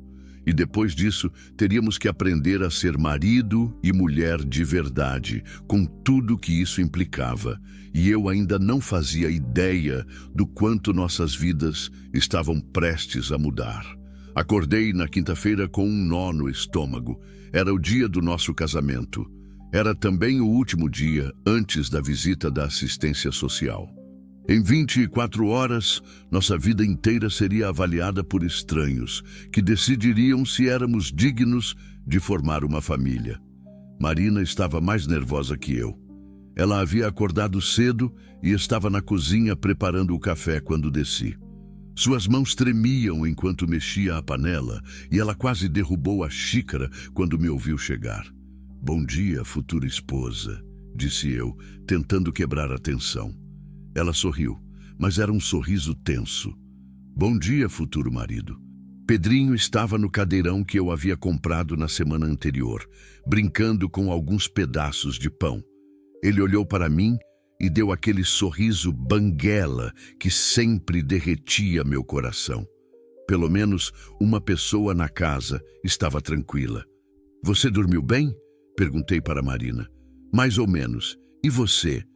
Mesma coisa. Tomamos café em relativo silêncio, ambos perdidos nos próprios pensamentos, processando a magnitude do que estávamos prestes a fazer.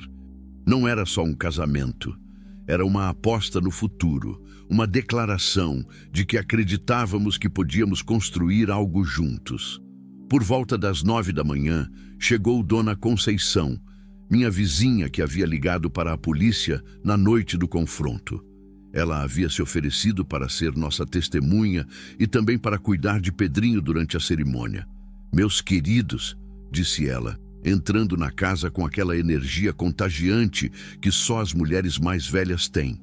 Que dia lindo para um casamento! Dona Conceição era uma mulher de 60 e poucos anos, viúva, que havia criado 5 filhos sozinha.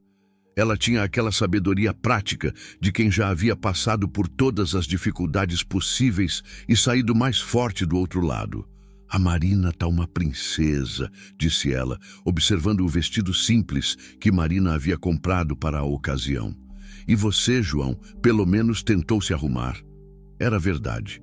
Eu havia colocado a única camisa social que possuía e uma calça que não era jeans. Não era muito, mas era o melhor que eu conseguia. "Nervosos?" perguntou Dona Conceição. "Um pouco", admitiu Marina. "É normal. Eu estava terrificada no meu casamento. Mas olha", ela fez um gesto abrangente, "sobrevivi para contar a história." Às 10h30 saímos para o cartório. Eu dirigia, Marina no banco do passageiro, Dona Conceição atrás com Pedrinho no colo. Era uma comitiva estranha para um casamento, mas era nossa comitiva. O cartório ficava no centro da cidade, um prédio antigo com escadas de mármore e aquele cheiro característico de papel velho. Enquanto esperávamos nossa vez, observei outros casais que também estavam ali para se casar. Todos pareciam mais novos, mais animados, mais normais do que nós. "Você está se arrependendo?" perguntou Marina baixinho. "Não. E você?" "Não, mas estou com medo." "Medo de quê?" "De estar fazendo a coisa errada, de estar arruinando sua vida." Segurei a mão dela. "Marina, você não está arruinando minha vida, você está salvando ela." Era verdade. Nos últimos dias, eu havia percebido o quanto minha vida era vazia antes de conhecê-la. A solidão que eu carregava há anos havia diminuído drasticamente. Eu tinha propósito agora, tinha responsabilidades que iam além de apenas carregar cargas de um lado para outro. "João Carlos da Silva e Marina dos Santos", chamou a funcionária. Era nossa vez. A cerimônia foi rápida e simples. O juiz de paz leu os artigos do Código Civil, perguntou se aceitávamos um ao outro como esposos e pronto. Em menos de 15 minutos, éramos marido e mulher. Quando o juiz disse, "Podem se beijar", houve um momento de hesitação.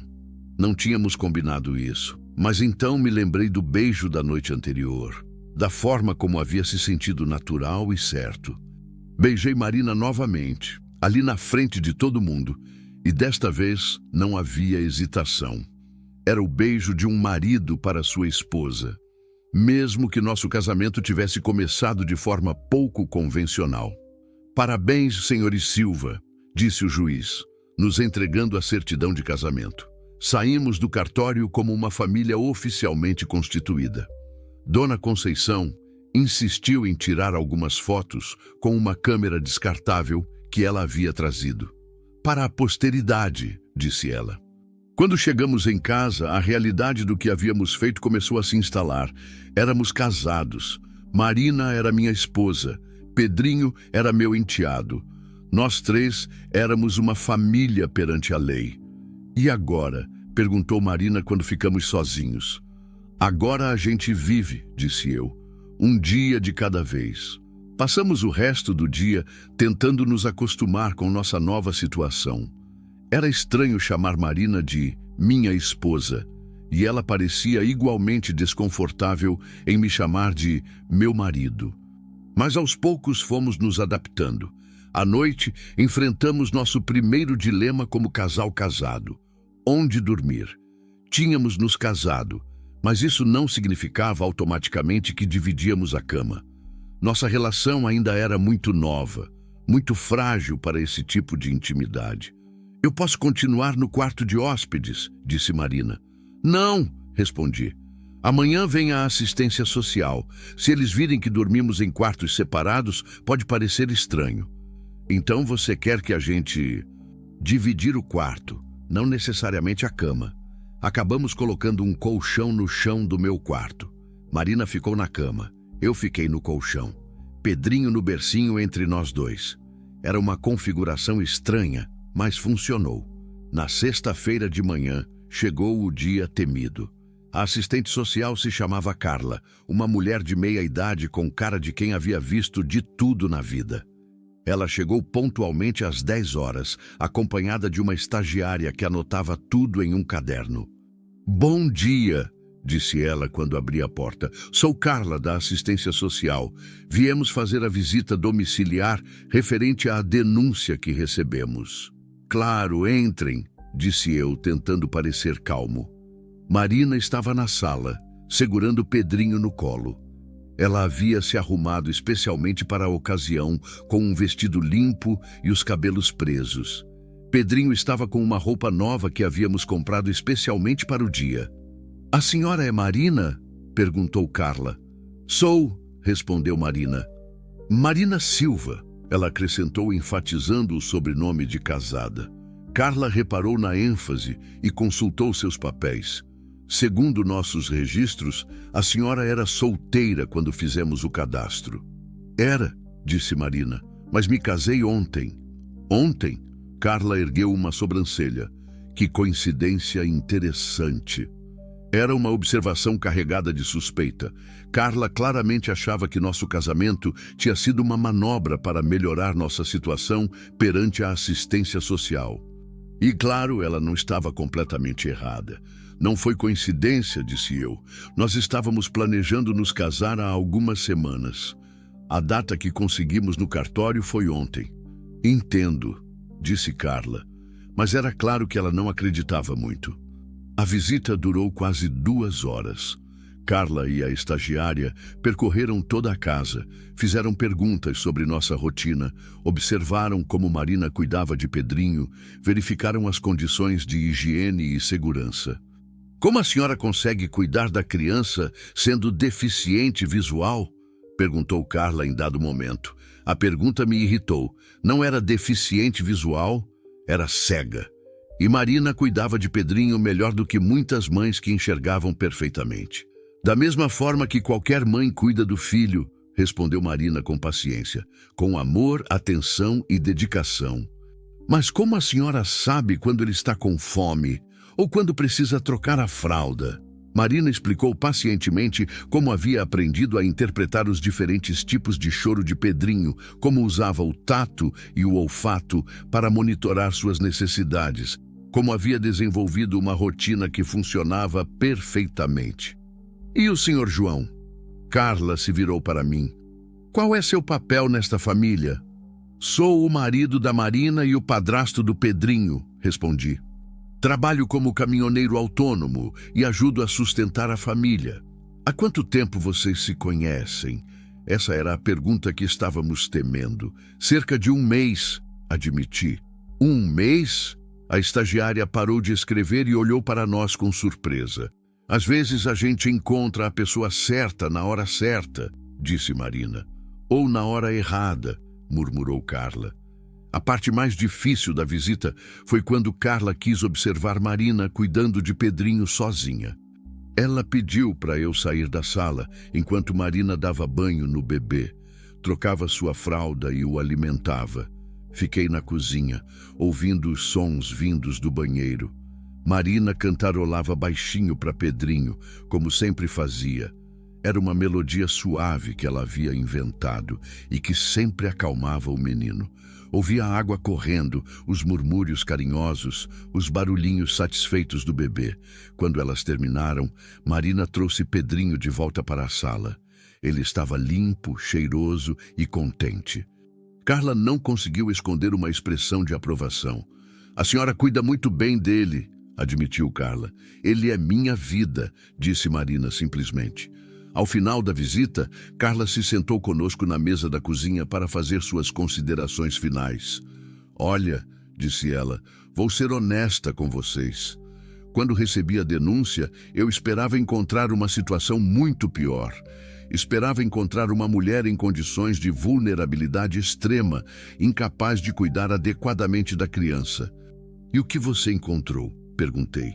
Encontrei uma família que, apesar de pouco convencional, funciona. A casa está limpa e organizada.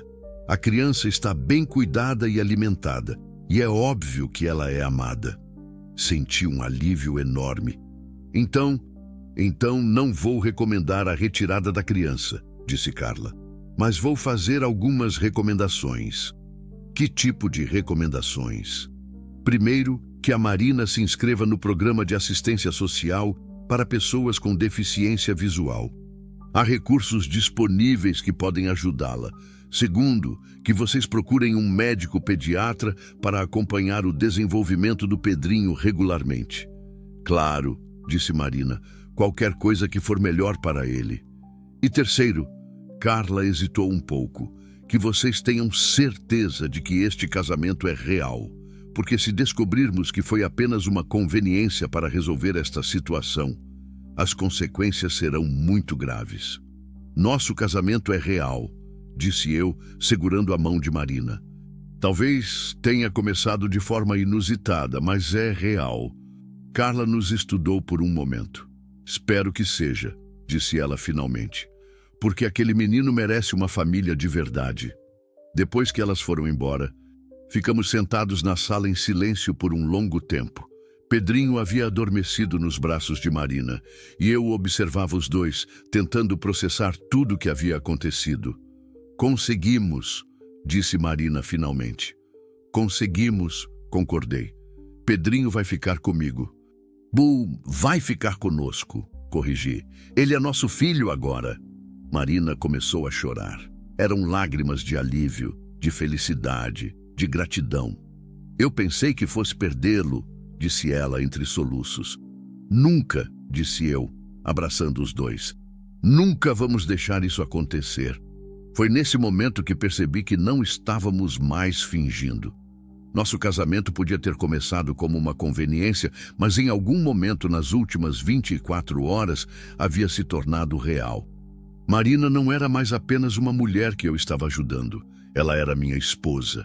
Pedrinho não era mais apenas um bebê que estava sob meus cuidados. Ele era meu filho.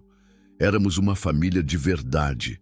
Naquela noite, pela primeira vez desde que nos conhecemos, dormimos na mesma cama. Não por obrigação ou conveniência, mas porque queríamos estar perto um do outro. Marina se aninhava no meu peito. Pedrinho dormia no bercinho ao lado da cama. E pela primeira vez em muito tempo, me senti completo. João? Marina murmurou no escuro. Sim, obrigada. Por quê? Por me dar uma família. Por dar uma família para o Pedrinho. Obrigado você, disse eu, por me dar um propósito. E foi assim que, em menos de 2 dias, passamos de 2 estranhos que se ajudavam mutuamente para uma família unida por amor, necessidade e esperança. Nossa história havia começado numa estrada enlameada, mas estava se transformando em algo lindo e duradouro. Mas como toda história de amor verdadeira, a nossa ainda teria muitos desafios pela frente. Porque formar uma família é apenas o começo. O difícil é mantê-la unida quando a vida resolve testar nossa determinação. E nossa determinação seria testada muito em breve. 6 meses depois, a estrada que nos trouxe ao lar.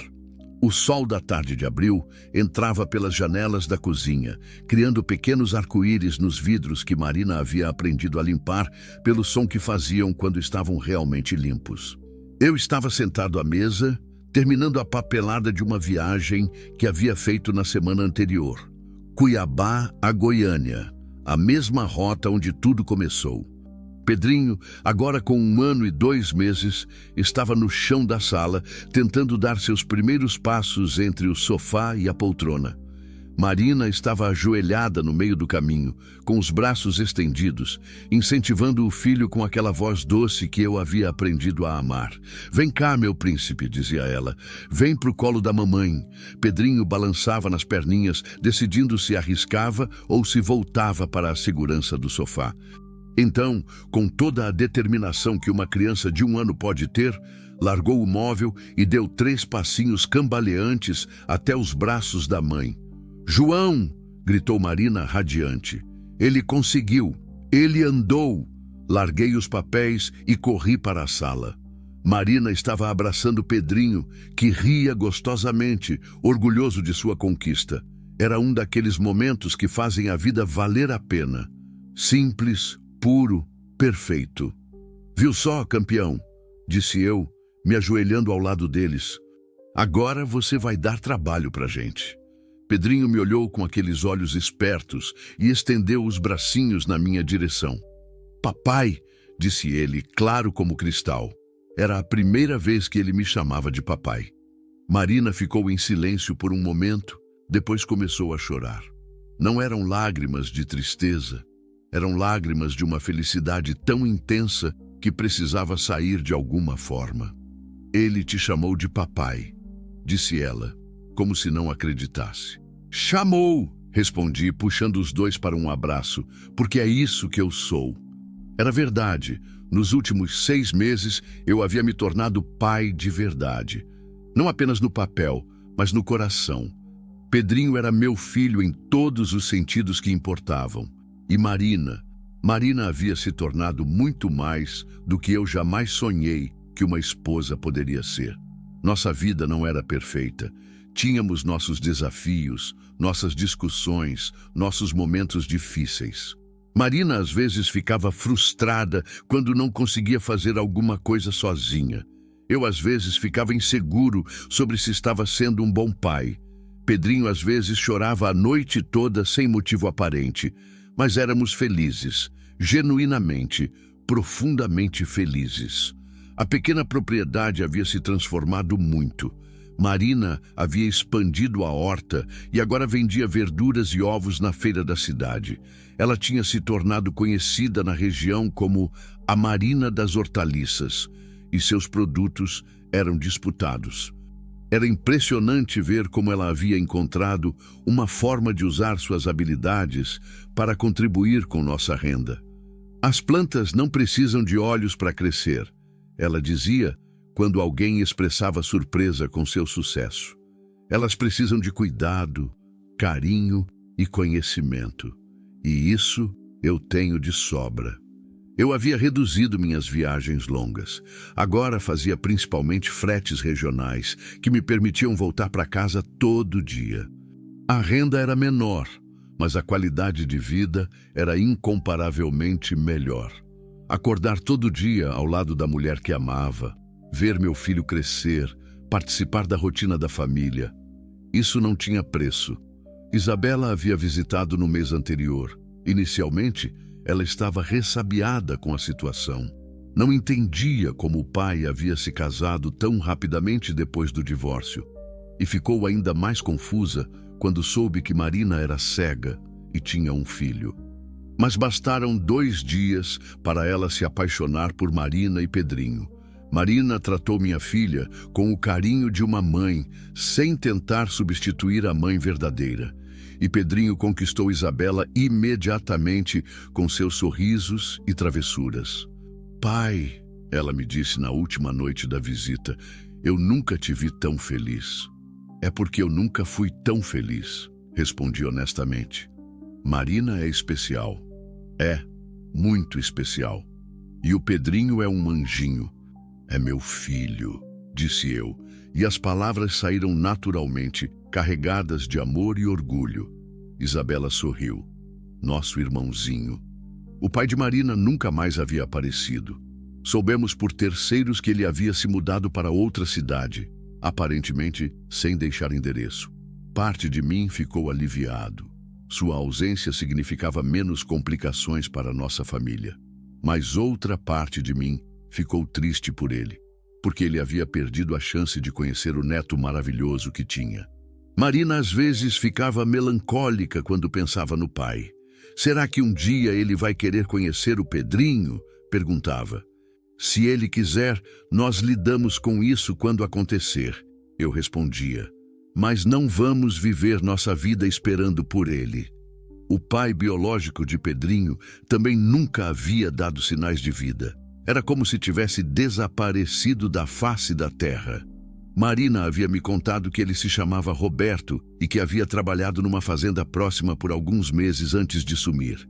Mas não tínhamos mais informações sobre ele e francamente não queríamos ter. Pedrinho era nosso filho, ponto final. Nossa casa havia se tornado um lugar de encontro para os vizinhos.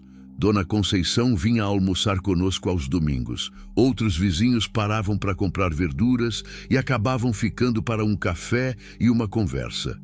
Era como se nossa felicidade fosse contagiosa. Vocês são um exemplo, Dona Conceição dizia sempre. Provam que o amor verdadeiro existe e que vale a pena lutar por ele. Naquela tarde de abril, depois que Pedrinho adormeceu no colo de Marina, nós dois saímos para o alpendre para aproveitar o fim do dia. Era nossa hora favorita. Quando o trabalho estava terminado, Pedrinho estava descansando e nós podíamos simplesmente ficar juntos. Sabe o que eu estava pensando? Disse Marina encostada no meu ombro. O quê? Em como nossa vida mudou em menos de 1 ano. Era verdade. Fazia exatamente 9 meses desde que eu havia encontrado Marina na estrada. 9 meses desde que 2 pessoas solitárias e feridas haviam decidido tentar construir algo juntas. Você se arrepende de alguma coisa? Perguntei. De nada, ela respondeu sem hesitar. Nem dos momentos difíceis, porque eles nos trouxeram até aqui. E aqui é um bom lugar. Aqui é o melhor lugar do mundo. Ficamos em silêncio por um tempo, apenas curtindo a companhia um do outro. O sol estava se pondo atrás das árvores, pintando o céu com tons de laranja e rosa. Marina não podia ver as cores, mas eu sabia que ela sentia a beleza do momento de outras formas. João? Disse ela finalmente. Sim? Obrigada. Por quê? Você já me agradeceu 1000 vezes. Por ter parado naquela estrada, por ter me dado uma chance, por ter nos dado uma chance. Peguei a mão dela e a trouxe até meus lábios para beijá-la. Obrigado você, por ter confiado em mim, por ter me ensinado que ainda dava para ser feliz. A gente se ensinou isso um para o outro. Era verdade. Nossa felicidade havia sido construída a 4 mãos, com paciência, compreensão e muito amor. Não havia sido fácil, mas havia valido cada momento difícil. Marina, disse eu. Sim, eu te amo. Eu também te amo. Eram palavras que dizíamos todos os dias agora, mas que nunca perdiam o significado, porque eram verdadeiras, porque tinham sido conquistadas com muito suor e lágrimas. Naquela noite, depois que Pedrinho estava dormindo no bercinho ao lado da nossa cama, Marina e eu ficamos acordados conversando sobre o futuro. Falamos sobre aumentar a horta, talvez comprar mais algumas galinhas, quem sabe ter outro filho daqui a uns anos. Você quer mais filhos? Perguntou Marina. Com você? Quantos você quiser. Ela riu. Calma aí, caminhoneiro. Vamos deixar o Pedrinho crescer um pouco primeiro. Claro, mas a ideia me agrada. A mim também. Adormecemos abraçados, como fazíamos todas as noites. E pela manhã, acordamos com Pedrinho balbuciando no bercinho, feliz por ver seus pais. Era nossa rotina, era nossa vida, era nossa felicidade. 2 anos depois, hoje, quando passo pela BR-364 a trabalho, sempre diminuo a velocidade quando chego na curva onde encontrei Marina. Às vezes paro o caminhão e fico ali por alguns minutos, lembrando daquele dia chuvoso que mudou minha vida para sempre. Nossa família cresceu. Marina está grávida de 6 meses. Será uma menina que decidimos chamar de Isabel, em homenagem à minha filha mais velha. Pedrinho, agora com 3 anos, está ansioso para ser irmão mais velho. Ele já conversa com a barriga da mãe, contando histórias e cantando as músicas que Marina canta para ele.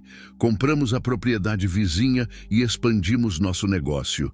Agora temos uma pequena cooperativa de produtos orgânicos que atende várias cidades da região. Marina é a coordenadora geral e eu cuido da logística e entrega. É incrível ver como ela transformou sua deficiência em uma vantagem. Seus outros sentidos aguçados fazem dela uma excelente avaliadora da qualidade dos produtos. Não é deficiência, ela sempre diz. É apenas uma forma diferente de ver o mundo. Isabela passou as férias conosco e decidiu que quer estudar pedagogia.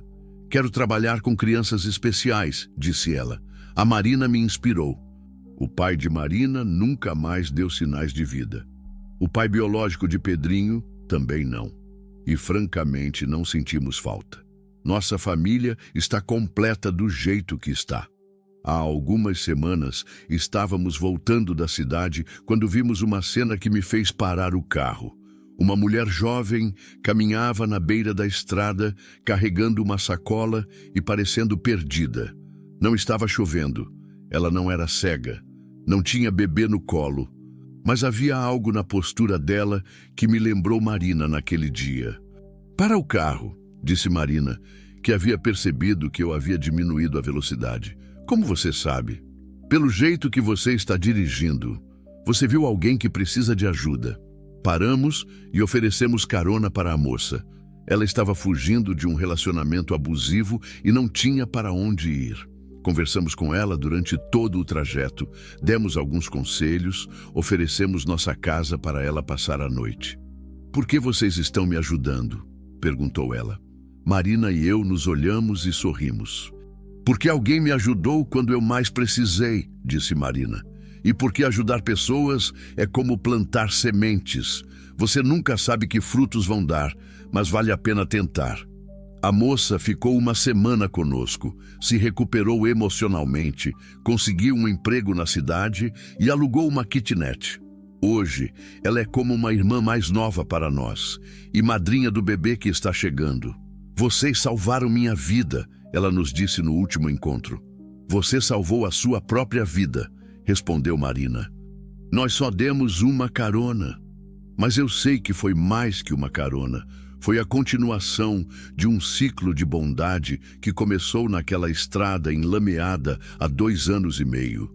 Hoje, enquanto escrevo essas palavras, sentado no mesmo alpendre onde Marina e eu tivemos nossa primeira conversa séria, posso ouvir ela cantando para nossa filha recém-nascida.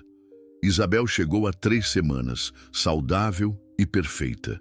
Pedrinho a adora e já assumiu o papel de irmão protetor. Marina está mais bonita do que nunca. A maternidade, o amor, a segurança, tudo isso a fez florescer de uma forma que ainda me impressiona. Ela não usa mais óculos escuros o tempo todo. Diz que não precisa mais se esconder. "Meus olhos não veem", ela me disse outro dia, "mas meu coração enxerga tudo o que importa." Nossa história começou numa estrada, mas se tornou um lar. Começou com necessidade, mas se transformou em amor. Começou com medo, mas se tornou coragem. Às vezes, as pessoas me perguntam se eu realmente amo Marina ou se apenas me acostumei com ela.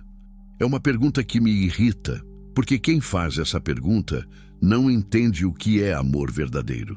Amor verdadeiro é acordar todo dia e escolher aquela pessoa novamente. É ver seus defeitos e amar ela mesmo assim. É construir uma vida juntos, tijolo por tijolo, dia após dia. É ser feliz com as conquistas dela e sofrer com suas dores. Eu amo Marina mais hoje do que quando nos casamos. E amava mais quando nos casamos do que quando a conheci. O amor cresce, se aprofunda, se fortalece com o tempo. E Pedrinho? Pedrinho é meu filho. Não importa quem deu o material genético para criá-lo. Eu estive lá quando ele deu os primeiros passos, disse as primeiras palavras, teve as primeiras alegrias e tristezas. Eu sou o pai dele em todos os sentidos que importam. Nossa família não é convencional. Não começamos como a maioria das famílias começa. Mas somos reais, somos verdadeiros, somos unidos pelo amor. E no final das contas, não é isso que importa. A estrada continua. Hoje à tarde, vou levar Marina e as crianças para um passeio. Vamos passar pela estrada onde nos conhecemos, como fazemos de vez em quando. É nossa forma de lembrar de onde viemos e agradecer por onde chegamos. Na volta, vamos parar no cemitério para visitar o túmulo da mãe de Marina. Ela gosta de contar para a mãe sobre nossa vida, sobre os netos que ela não conheceu, sobre a felicidade que encontrou. "Mãe", ela sempre diz, ajoelhada diante da lápide, "eu consegui, encontrei minha família." E é verdade, ela conseguiu, nós conseguimos. Porque às vezes a vida nos coloca em estradas que não escolhemos, com tempestades que não merecemos. Mas se mantivermos o coração aberto e a coragem viva, podemos encontrar tesouros onde menos esperamos. Marina foi meu tesouro. Pedrinho foi meu tesouro, Isabel é meu tesouro, nossa família é meu tesouro. E tudo começou numa estrada enlameada, com um caminhoneiro solitário que decidiu parar para ajudar uma mulher cega com um bebê no colo. Às vezes eu penso, e se eu não tivesse parado? E se tivesse seguido viagem, como pensei em fazer no primeiro momento? Mas então lembro que algumas coisas são destino. Algumas pessoas são colocadas em nosso caminho exatamente quando precisamos delas. E quando isso acontece, tudo o que podemos fazer é ser gratos e fazer nossa parte para merecer a bênção. Marina e eu fizemos nossa parte. Construímos uma família, um lar, uma vida cheia de amor e propósito. E a estrada? A estrada continua. Mas agora ela não é mais um lugar de fuga ou solidão. É um lugar de trabalho, de sustento, de retorno para casa. Porque casa não é um lugar. Casa é onde está sua família. E minha família está aqui, nesta pequena propriedade no interior de Goiás, onde uma mulher cega me ensinou a enxergar e um bebê órfão me ensinou a ser pai. Nossa história começou numa estrada molhada, mas termina, ou melhor, continua, num lar cheio de amor, risadas e esperança. E se você me perguntar se eu faria tudo de novo, se eu pararia naquela estrada novamente sabendo de todos os desafios que viríamos a enfrentar, minha resposta é simples: pararia 1000 vezes. Em qualquer vida, em qualquer estrada, em qualquer circunstância. Porque o amor vale qualquer risco, a família vale qualquer sacrifício e a felicidade vale qualquer luta. Marina foi a melhor carona que já dei na vida e a melhor que já vou dar. Nem todo farol tem luz. Às vezes é só alguém que para e estende a mão. Frase pintada no caminhão da família Silva.